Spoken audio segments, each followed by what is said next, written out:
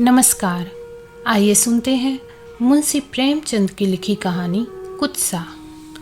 अपने घर में आदमी बादशाह को भी गाली देता है। एक दिन मैं अपने 2-3 मित्रों के साथ बैठा हुआ एक राष्ट्रीय संस्था के व्यक्तियों की आलोचना कर रहा था। हमारे विचार में राष्ट्रीय कार्यकर्ताओं को स्वार्थ और लोभ से ऊपर रहना चाहिए। ऊंचा और पवित्र आदर्श सामने रखकर ही राष्ट्र की सच्ची सेवा की जा सकती है। कई व्यक्तियों के आचरण ने हमें क्षुब्ध कर दिया था और हम इस समय बैठे अपने दिल का गुबार निकाल रहे थे।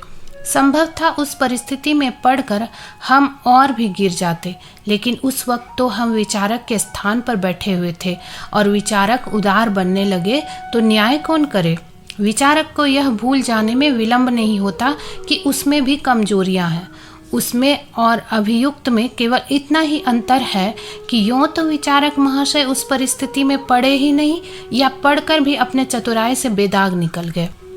पद्मा देवी ने कहा, महाशय का काम तो बड़े उत्साह से करते हैं, लेकिन अगर हिसाब देखा जाए तो उनके जिम्मे 1000 से कम न निकलेगा। उर्मिला देवी बोली, खैर का को तो क्षमा किया जा सकता है, उसके बाल बच्चे हैं, आखिर उनका पालन पोषण कैसे करे।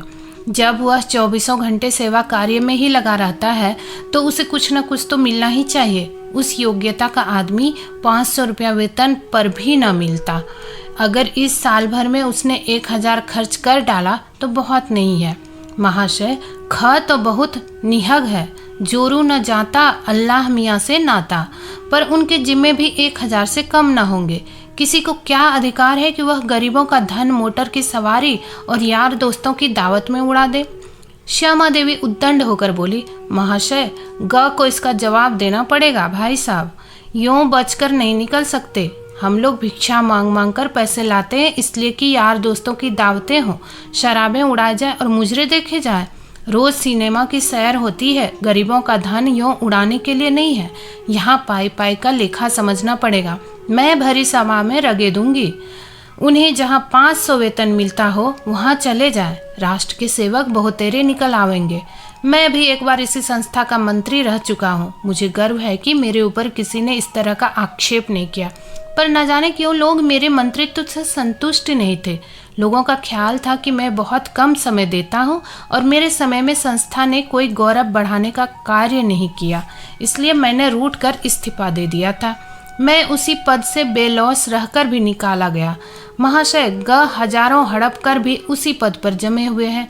क्या यह मेरे उनसे कुनह रखने की वजह न थी? मैं चतुर खिलाड़ी भी भ्रांति खुद तो कुछ न करना चाहता था, किंतु पर्दे की आड़ में रस्सी खींचता रहता था। मैंने रद्दा जमाया, देवी जी आप अन्याय कर रही हैं। महाशय ग से ज्यादा दिलेर। और उर्मिला ने मेरी बात काटकर कहा, मैं ऐसे आदमी को दिलेर नहीं कहती जो छिपकर जनता के रुपये से शराब पिए। जिस शराब की दुकानों पर हम धरना देने जाते थे उन्हीं दुकानों से उनके लिए शराब आती थी। इससे बढ़कर बेवफाई और क्या हो सकती है। मैं ऐसे आदमी को देशद्रोही कहती हूँ। मैंने और खींची, लेकिन यह तो तुम मानती हो कि महाशय ग केवल अपने प्रभाव से हजारों रुपये चंदा वसूल कर लाते हैं। विलायती कपड़े को रोकने का उन्हें जितना श्रेय दिया जाए थोड़ा है। उर्मिला देवी कब मानने वाली थी। बोली, उन्हें चंदे इस संस्था के नाम पर मिलते हैं। व्यक्तिगत रूप से एक ढेला भी लावे तो कहूँ। रहा विलायती कपड़ा, जनता नामों को पूछती है और महाशय की तारीफें हो रही है, पर सच पूछिए तो यह श्रेय हमें मिलना चाहिए। वह तो कभी किसी दुकान पर गए भी नहीं। आज सारे शहर में इस बात की चर्चा हो रही है। जहाँ चंदा मांगने जाओ वहीं लोग यही आक्षेप करने लगते हैं। किस किस का मुंह बंद कीजिएगा। आप बनते तो हैं जाति के सेवक, मगर आचरण ऐसा कि शोहदों का भी न होगा। देश का उद्धार ऐसे विलासियों के हाथों नहीं हो सकता, उसके लिए त्याग होना चाहिए। यही आलोचनाएं हो रही थी कि दूसरी देवी आई, भगवती। बेचारी चंदा मांगने आई थी, थकी मांदी चली आ रही थी। यहाँ जो पंचायत देखी तो रम गए। उसके साथ उनकी बालिका भी थी, कोई 10 साल उम्र रही होगी। इन कामों में बराबर रहती थी।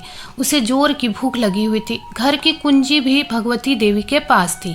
पतिदेव दफ्तर से आ गए होंगे, घर का खुलना भी जरूरी था, इसलिए मैंने बालिका को उसके घर पहुंचाने की सेवा स्वीकार की। कुछ दूर चलकर बालिका ने कहा, आपको मालूम है महाशय ग शराब पीते हैं। मैं इस आक्षेप का समर्थन न कर सका। भोली भाली बालिका के हृदय में कटुता, द्वेष और प्रपंच का बीज बोना मेरी ईर्ष्यालु प्रकृति को भी रुचिकर न जान पड़ा। जहाँ कोमलता का सारल्य, विश्वास और माधुर्य राज्य होना चाहिए, वहाँ कुत्सा और क्षुद्रता का मर्यादित होना कौन पसंद करेगा? देवता के गले में कांटों की माला कौन पहनाएगा? मैंने पूछा, तुमसे किसने कहा कि महाशय ग शराब पीते हैं? वाह, पीते ही है, आप क्या जाने। तुम्हें कैसे मालूम हुआ? सारे शहर के लोग कह रहे हैं। शहर वाले झूठ बोल रहे हैं। बालिका ने मेरी और वो विश्वास की आंखों से देखा। शायद वह समझी मैं भी महाशय ग के ही भाई बंधों में से हूँ। आप कह सकते हैं महाशय ग शराब नहीं पीते। हाँ, वह कभी शराब नहीं पीते। और महाशय क ने जनता के रुपये नहीं उड़ाए, यह भी असत्य है। और महाशय ख मोटर पर हवा खाने नहीं जाते। मोटर पर हवा खाना अपराध नहीं है। अपराध नहीं है राजाओं के लिए, रईसों के लिए, अफसरों के लिए जो जनता का खून चूसते हैं, देशभक्ति का दम भरने वालों के लिए वह बहुत बड़ा अपराध है। लेकिन यह तो सोचो, इन लोगों को इतना दौड़ना पड़ता है, पैदल कहाँ तक दौड़े? पैर गाड़ी पर तो चल सकते हैं, पर कुछ बात नहीं है। ये लोग शान दिखाना चाहते हैं जिससे लोग समझे कि यह भी बहुत बड़े आदमी है। हमारी संस्था गरीबी की संस्था है। यहाँ मोटर पर उसी वक्त बैठना चाहिए जब और किसी तरह काम ही न चल सके, और शराबियों के लिए तो यहाँ स्थान न होना चाहिए।